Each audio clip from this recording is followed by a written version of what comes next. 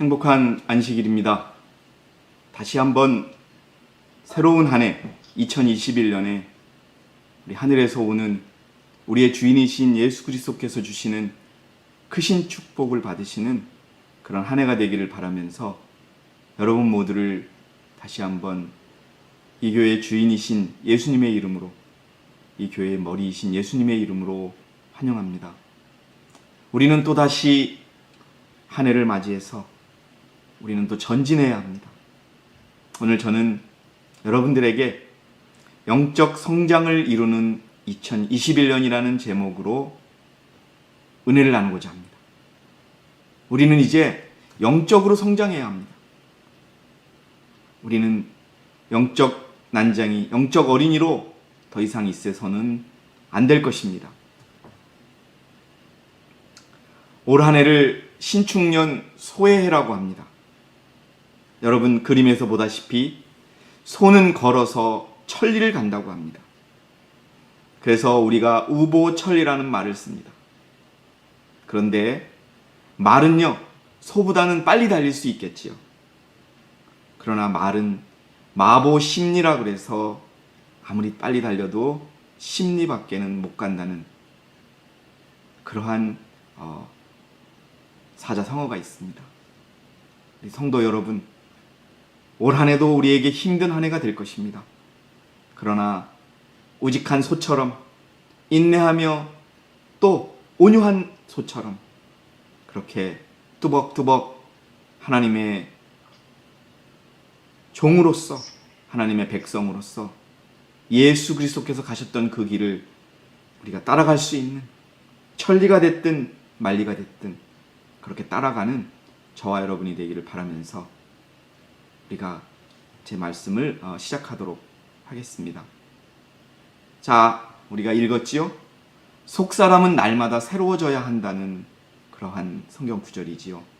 고린도후서 4장 15절 16절 제가 다시 한번 읽도록 하겠습니다. 모든 것이 너희를 위함은 많은 사람의 감사를 통해 풍성한 은혜가 하나님의 영광에 넘치게 하려는 것이라. 이러는 까닭에 우리가 낙심하지 아니하노라. 오히려 우리의 겉사람이 썩어질지라도 우리의 속사람은 날마다 새로워지나니. 예, 여러분, 우리는 2021년 신축년 이 한 해 정말 영적으로 성장하고 또 우리 주님께 영광 돌리는 귀한 하늘의 백성이 되어야 하겠습니다. 선지자께서는 우리 하나님의 백성에게 영적 훈련이 필요하다고 말씀하십니다. 영적 훈련이 완전을 가져다 준다라고 얘기합니다. 여러분, 우리가 가지고 있는 우리 육적인 마음과 육적인 의와 이기심과 부패함으로 가득 차 있는 육의 마음으로는 우리가 예수 그리스도께서 가셨던 그 길을 따라갈 수가 없는 것입니다. 그래서 여러분, 영적 훈련을 우리가 해야 합니다. 그래서 성장해야 합니다.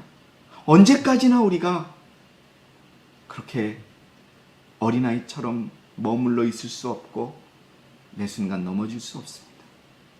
하나님과 관계를 맺고 이를 추진해 나가면 그리스도를 통하여 우리는 매일의 투쟁에서 승리를 얻고 영광을 받을 것이다. 이 영적 훈련이 바로 이겁니다, 여러분. 하나님과 관계를 맺는 것입니다. 그리스도와 관계를 맺게 될 때에 그는 그리스도의 뼈 중에 뼈요, 살 중에 살이 된다. 이것을 우리가 훈련해야 합니다. 그리스도와 관계를 맺고 그리스도와 같은 생각을 하고 그리스도와 같은 행동을 할 때 특별한 관계를 맺고 있는 그리스도와 하나가 된다. 이것이 우리의 영적 성장인 것입니다. 사단은 그의 간교한 꾀를 가지고 그리스도를 시험에 굴복시키려 하였다. 기억하시지요? 40일간 금식하신 후에 성령에 이끌려서 시험을 받으셨어요. 그러나 예수 그리스도께서는 인간으로서 그 시험을 통과했어요. 우리도 통과해야 된다고 합니다. 그것이 우리의 영적 성장을 가져올 수 있는 훈련이라는 겁니다. 그리스도께서 사단이 가져다주는 모든 시험을 이기신 것 같이 우리도 이겨야 한다. 예, 우리 이겨야 합니다. 이기는 자만이 주의 보좌 옆에 앉을 수 있습니다. 승리하는 자만이 하나님을 만날 수 있습니다. 여러분, 이기는 자가 되기 위하여 열렬하게 노력하는 한 해가 되어야 합니다. 진다는 것, 패배한다는 것 생각하지 마시고 오직 이기는 것을 위하여 그리스도와 하나가 되시기 바랍니다. 사람들이 신의 성품에 참여하는 자가 될 때 비로소 하나님의 훈련은 완성될 것이다. 그들은 그리스도께서 그들을 위하여 이기신 것 같이 이길 수 있을 것이다. 노력함으로, 참을성 있게 예수 그리스도를 믿고 의지함으로, 또 충실하게 계속 선을 행함으로 우리는 영적 승리를 얻을 수 있을 것이다. 사랑하는 성도 여러분, 형제 자매 여러분, 또 구도자 여러분, 올 한 해 주님의 품성에 참여하는 자가 되도록 최대한 노력하고 참을성 있게 예수 그리스도를 믿고 의지하고 충실하게 선으로 악을 이기며 행하고 그렇게 할 때 올 한 해 우리는 영적으로 승리를 얻을 수 있을 것입니다. 여러분, 이 영적 훈련과 승리를 기억하시면서 계속 말씀을 전해드리도록 하겠습니다. 우리는 오늘 영적 승리와 실패를 다루기 위하여 제사장들의 이야기를 나누고자 합니다. 여러분들은 잘 아실 것입니다.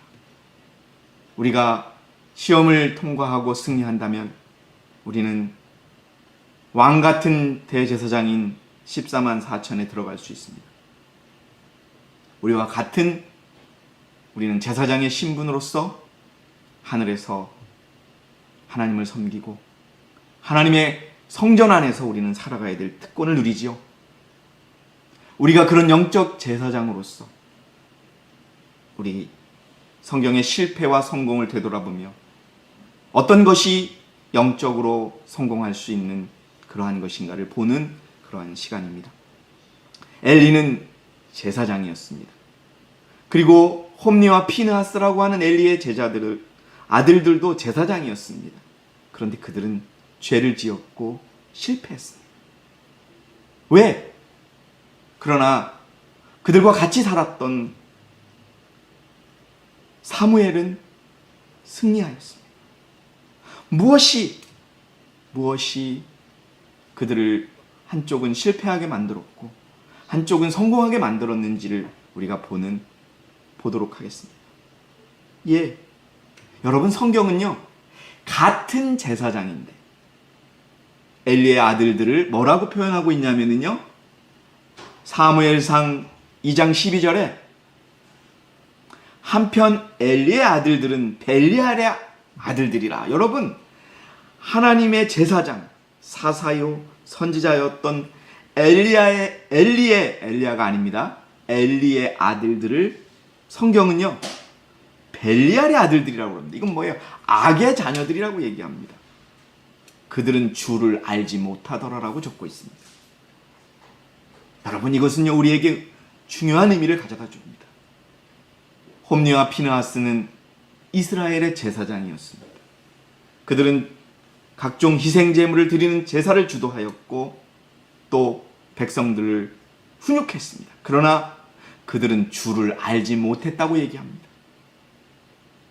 여러분, 얼마나 불행한 일이었을까요? 여러분, 우리 하나님의 남은 백성으로 이 교회에 있지만 우리 모두가 다 하나님이 인정하는 제사장이 될 수 없음을 의미합니다. 그들이 어떤 죄를 저질렀는지 아십니까? 사무엘상 2장 13절 14절에 그들은요 이스라엘 백성들이 그들의 죄를 용서받기 위하여 가져온 제물을 먼저 취하는, 그래서 이 그림에서 보듯이 하나님께 바쳐드려야 될 제물을 그들이 먼저 생고기로 먹고 있습니다. 성경의 말씀을 읽어드리면 그 제사장들이, 엘리의 아들들이 백성에게 행하는 관습은 이러하니 어떤 사람이 희생제를 드리면 고기가 삶아지고 있는 동안 제사장의 종이 종에게 시키는 거예요. 새 갈고리를 들고 와서 그것을 철판이나 들통, 가마솥이나 소단에 찔러 넣어 갈고리에 걸려 나오는 것은 모두 제사장이 자기 것으로 취하더라. 예, 하나님이 받으셔야 되고 예수 그리스도를 상징했던 그 재물을 그들이 취하고 있는 그러한 엄청난 죄를 저질렀다고 나옵니다. 이들이 제사장이었습니다. 그들은 어느 정도까지 타락했냐 하면은요, 그렇게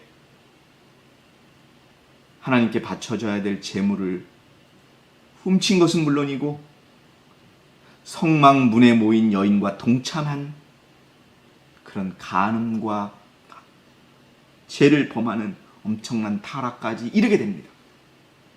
그들은 성전 안에, 성막 안에 있었던 제사장이었습니다. 여러분, 어떻게 이렇게 놀라운 일들이 일어날 수 있었을까요?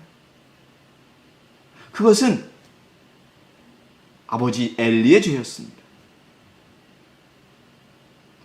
이스라엘의 제사장이요 사사였습니다. 엘리는 하나님께서 그의 보호 아래 두신 자녀들을 억제하고 다스려야 한다는 것을 잘 알고 있었습니다.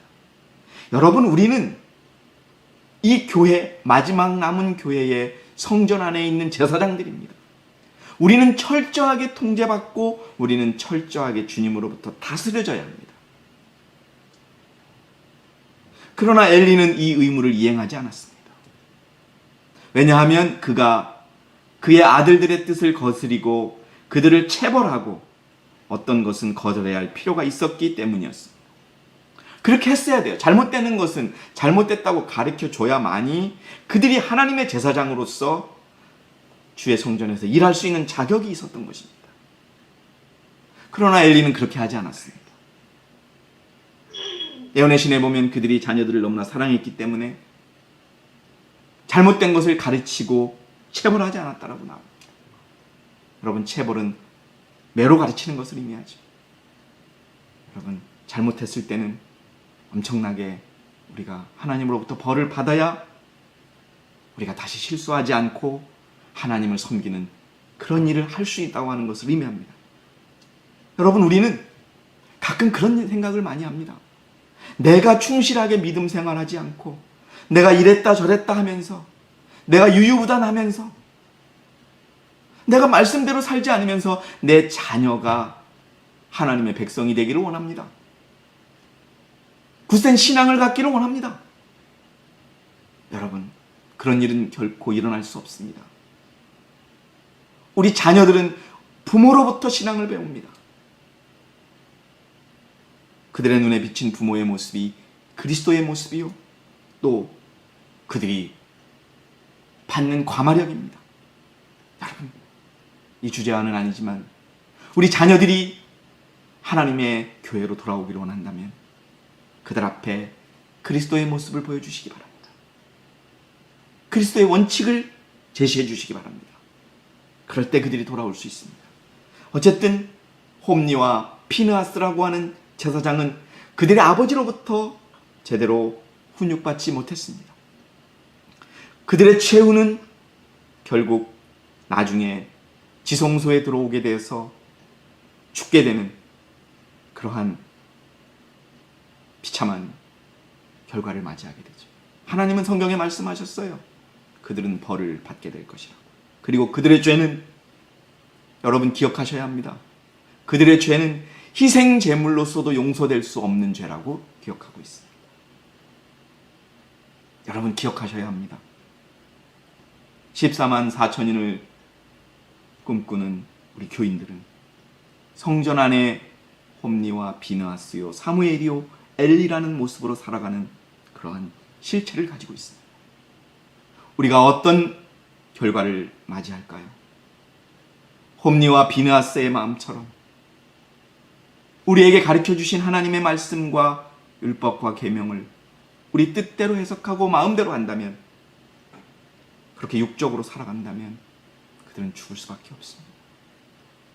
그러나 사무엘의 경우를 보겠습니다. 어린 사무엘에 대해서 자세하게 말씀드리진 않겠지만 사무엘상 3장 19절에는 사무엘이 성장하니 주께서 그와 함께 계셔서 그분의 말씀들이 하나도 땅에 떨어지지 않게 하더라.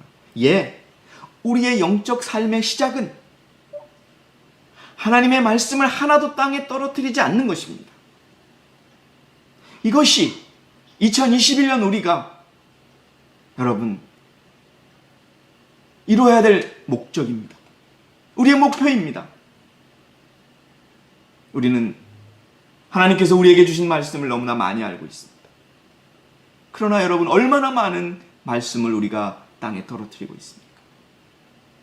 그러니까 우리의 영적 삶은 발전할 수 없는 것입니다. 그러니까 우리가 이 교회 안에 있지만 힘이 없는 것입니다. 그러니까 우리가 이 교회 안에 있지만 언제 우리가 또 하나님으로부터 심판을 받을지 모르는 것입니다. 주님이 함께 계셔서 그분의 말씀을 하나도 땅에 떨어뜨리지 않았던 사무엘을 기억하시기 바랍니다. 주께서 말씀으로 가르쳐 주셨다는 것입니다. 여러분, 우리도 우리에게 주님께서 말씀해 주십니다. 우리가 매주 듣는 설교 말씀, 수요의 기도 모임의 말씀, 우리가 스스로 읽는 성경 말씀, 예언의 신의 말씀을 통하여 우리에게 영적 성장을 위해서 가르쳐 주시는 겁니다. 그 말씀에 우리가 얼마나 반응하고 얼마나 우리가 그것을 받아들이고 있습니까?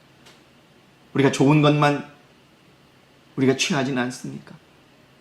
내 마음에 부담이 되고 나를 힘들게 하는 말씀도 우리가 취해야 함을 우리가 알아요. 그 사무엘의 그 신앙의 기초는 어머니로부터 비롯되었습니다. 여기에 나옵니다. 여러분, 한나도 알고 있었습니다. 엘리와 그 아들들 제사장이 깨끗하지 못하고 죄를 짓고 있음을 알고 있었습니다. 그런데도 불구하고 한나는 아들을 성전의 성막에 보내는 결정을 합니다. 이것은 무엇을 의미할까요? 여러분, 우리는 이 교회 안에서, 이 하나님의 성전 안에서 결말을 보아야 됨을 의미합니다. 이 성막 안에서, 이 교회 안에서 우리를 인도하신 하나님의 뜻을 따라가야 함을 한나는 알고 어린 사무엘을 보냈던 것입니다. 선지자 사무엘의 생애의 초기 3년 동안 그의 어머니는 선한 것과 악한 것을 분별할 수 있도록 가르쳤다. 우리의 영적 성장이 이것입니다. 무엇이 선한 것인지 무엇이 악한 것인지 여러분 구분할 수 있는 우리의 능력을 갖추고 살아가야 합니다. 할 수 있는 것이지요. 여러분, 사무엘이 그의 청년 시절을 하나님의 예배에 봉헌된 성막에서 보내기는 하였지만 그 성막은 악한 가마와 죄된 모본이 전혀 없는 곳이 아니었다. 예, 소문이 다 났어요. 엘리의 아들들이 재물을 취하고 여인까지 취했다고 하는 소문이 다 났어요. 오히려 그래서 사람들은 실망하고 성전을 떠나요. 가지 않아요. 여러분, 교회에 조금 실망했다고 교회를 찾지 않고 자기의 의를 찾고 자기의 방법으로 하나님을 찾는 자들이 있습니다. 그러나 우리는 그 답을 성막 안에서 구해야 합니다. 엘리의 아들들은 하나님을 두려워하지도 않았고 그들의 아버지를 존경하지도 않았고, 그런데 사무엘은요, 그들과 사귀려 하지도 않았고 그들의 길을 따르지도 않으려고 했어요. 예, 여러분, 우리는 이 안에서 하나님이 가르쳐 주신 그 길을 걸어가야 합니다. 개인을 따르고, 여러분, 그런 일들이 전혀 있을 수 없는 것입니다. 엘리가 갔던 길과 엘리의 아들들이 갔던 길과 사무엘이 갔던 길들은 그래서 달랐던 것입니다. 그래서 영적 성장은 작은 것에서부터 시작을 합니다. 사랑하는 성도 여러분, 사무엘이 그랬던 것처럼, 엘리의 아들들이 하지 못했던 것처럼 올 한 해는 우리가 작은 것에서부터 충실한 그러한 영적 성장을 이루시기 바랍니다. 현세에서의 성공과 내세를 얻는 성공은 작은 일을 충실히 양심적으로 돌보는 데 달려있다. 예, 여러분, 우리 이 교회가 가르쳐주는 진리에 여러분 작은 것부터 충실하게 이행해야 합니다.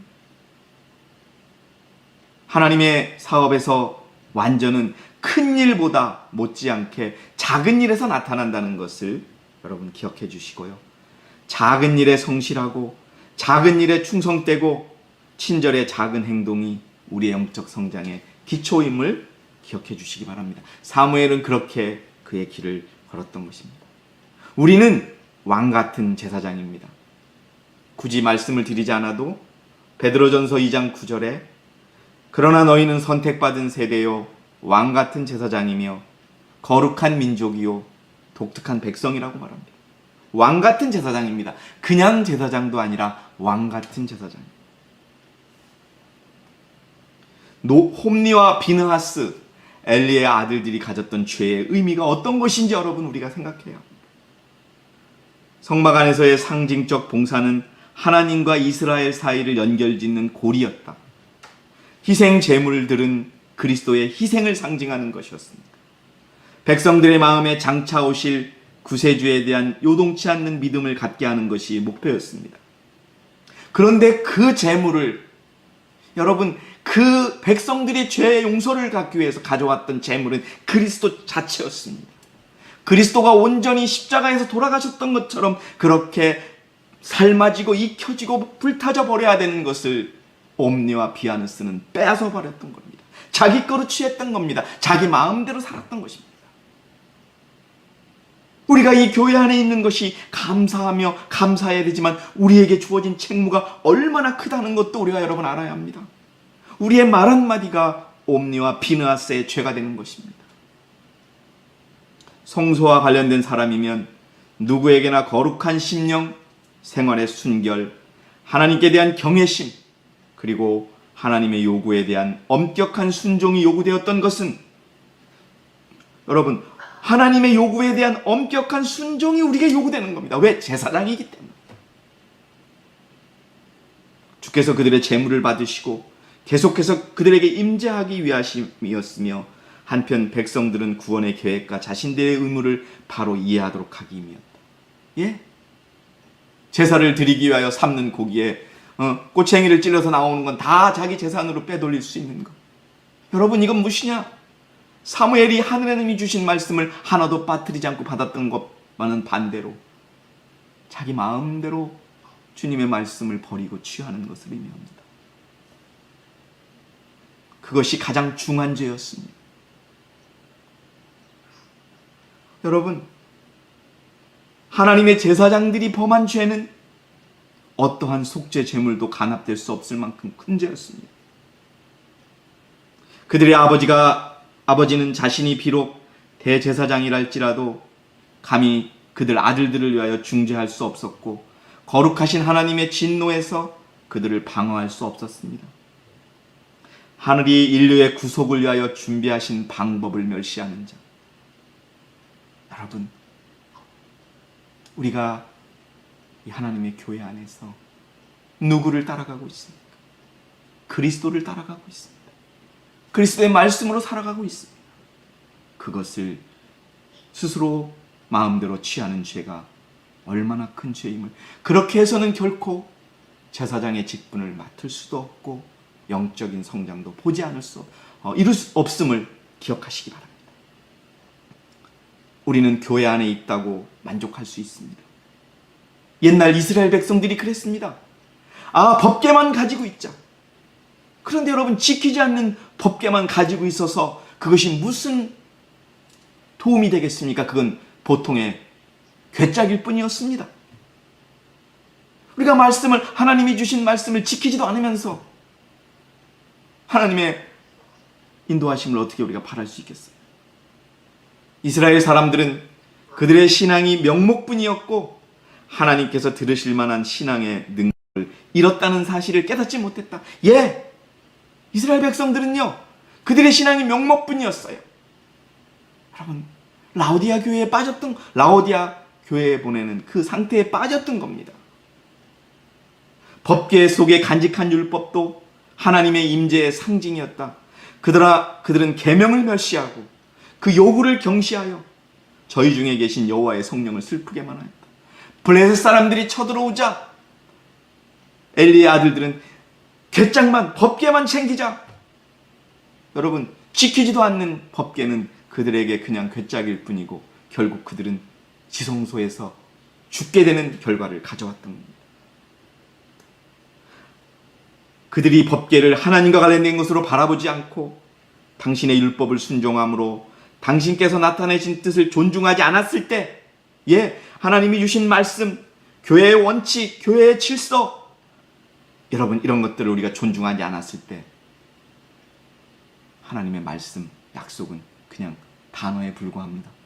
기억하시기 바랍니다. 교회에 있다는 것이 우리를 안전하게 하고 있지 않습니다. 법궤 자체를 숭배하지 마시기 바랍니다.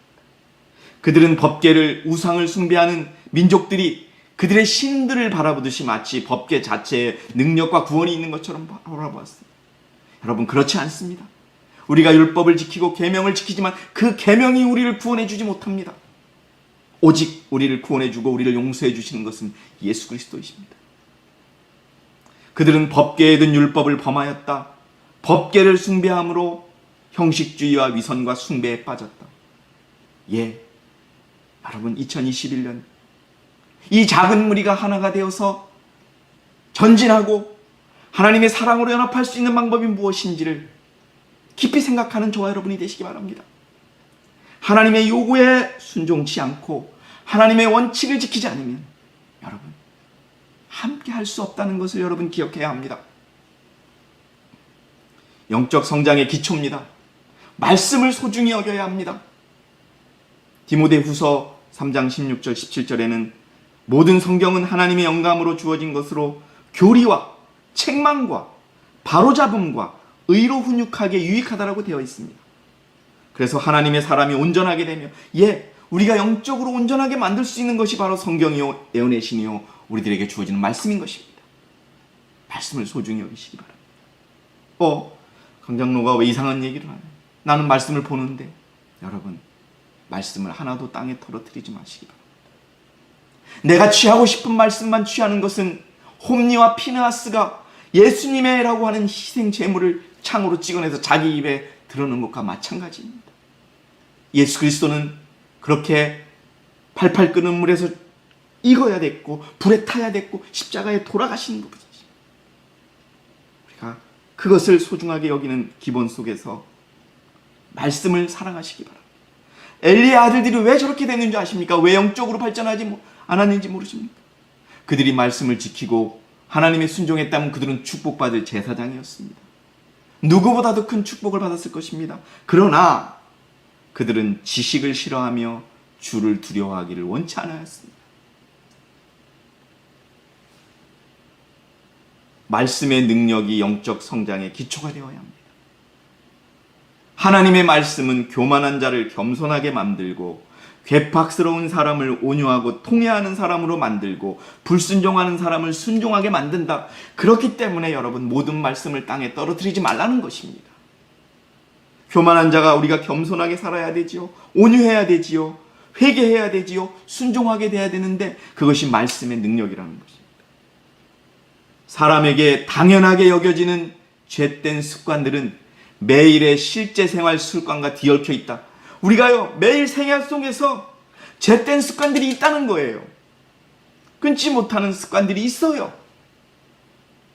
부끄럽지만 저도 있습니다.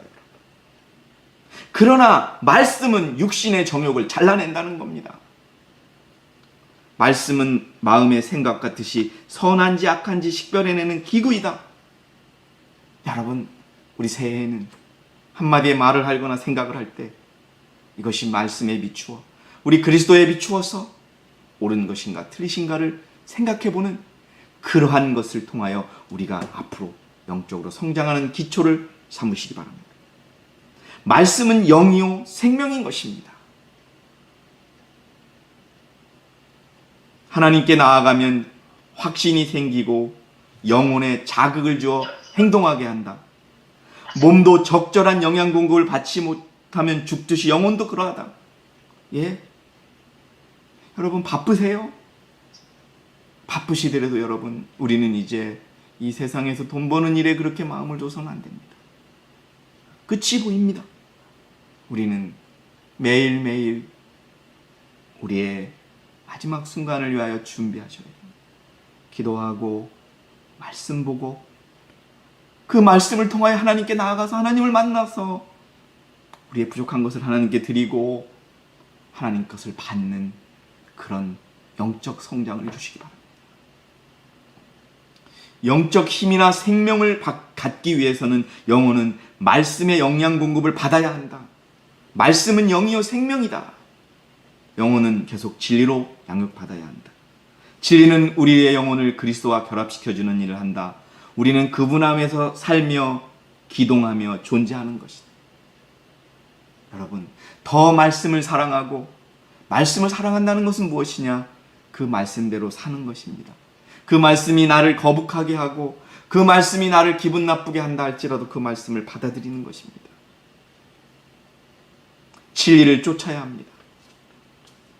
여기 보면 이런 말이 있습니다. 우리가 방을 환기시키는 것처럼 주께서 마음을 아주 깨끗하게 하신다. 환기를 시킬 때 우리는 방문과 창문을 닫아 공기를 정화시키는 물질을 투입하는 것이 아니라 방문과 창문을 활짝 열고 깨끗하게 하는 하늘의 공기를 들어오게 하는 것이다. 우리가 영적으로 성장하기 위해서는 우리의 것을 버리고 마음을 열고 머리를 열고 받아들여야 하는 것입니다. 진리를 쫓아야 합니다. 주님은 진리를 쫓는 자는 빛으로 온다고 하셨다. 충동과 감정의 창들을 하늘로 향하여 활짝 열어버리세요.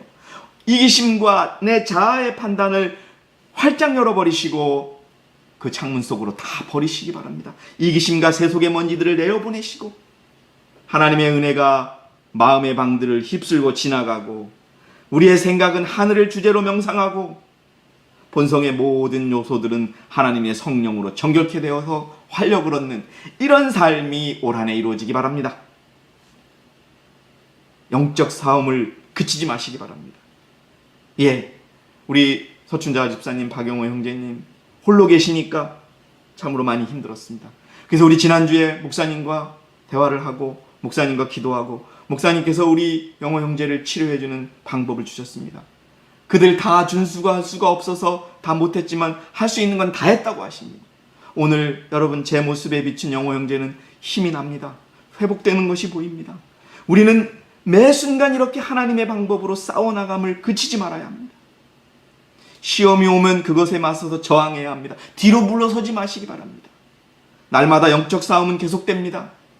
날마다 우리들은 두렵고 떨림으로 우리의 구원을 이루어야 합니다.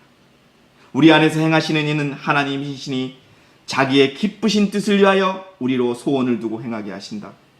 모든 사람은 자신의 영적 성장 계단을 계속 밟아 올라가고 모든 덕목들을 강화시키고 능력을 더하기 위하여 모든 부지런함으로 힘써 노력해야 한다.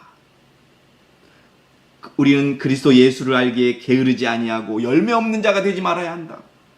열매를 얻기 위해 싸우는 저와 여러분이 되시기 바랍니다.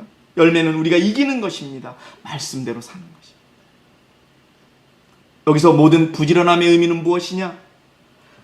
더욱 모든 부지런함이라는 말은 많은 뜻을 담고 있다.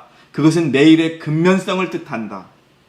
우리는 사단의 대리자들이 하는 일에 관하여 눈이 멀게 될 위험을 가지고 있고 미혹해하는 사단의 시험에 덫에 걸릴 위험도 있다.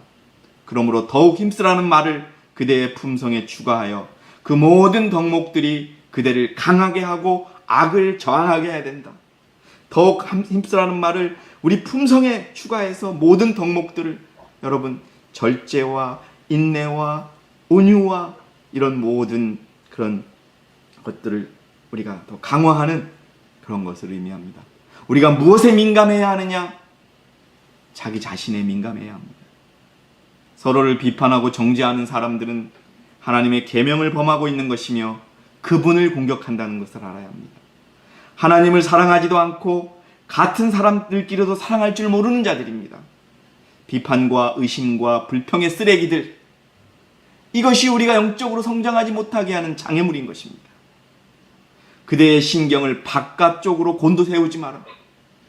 어떤 자들이 너무나 민감해서 설명하기 어려운 자들이 있다. 우리가 민감해야 할 것은 다른 사람이 아니요, 다른 사람의 부족함이 아닙니다.